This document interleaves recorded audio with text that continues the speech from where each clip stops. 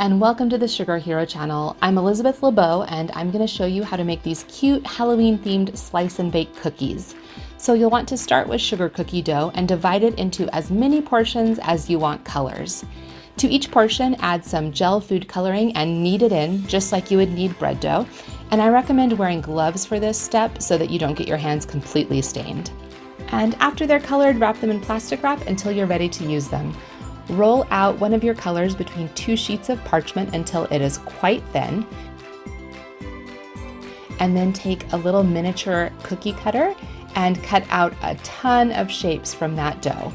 You want to put them all on a baking sheet and freeze them until they're super solid. Whisk together some egg whites and then brush the top of one of the frozen shape with egg whites and press a second shape on top.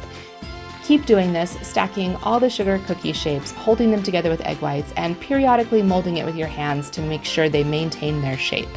And once you've formed an entire log of shapes, freeze that until it is super firm and hard. Next, you want to take some soft cookie dough and mold it around the frozen cookie dough. You want to work quickly so that those inner shapes don't warm up too much, and then just roll it so your log is completely round. Then roll your log of cookie dough in sprinkles or sparkling sugar just to give it kind of a contrasting color, and wrap it in plastic wrap, and again you're going to chill it in the refrigerator until it's firm.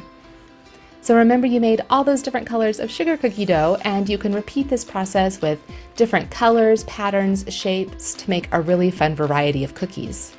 Once your cookie dough logs are really well chilled and firm, then you can do the actual slicing and baking of the cookies. Cut each log into rounds about 1/4 inch thick and put the cookies on a parchment-lined baking sheet and bake them until they're puffed and set around the edges. These are beautiful, they're delicious, they're a fun Halloween project, and I think you'll love them. Enjoy!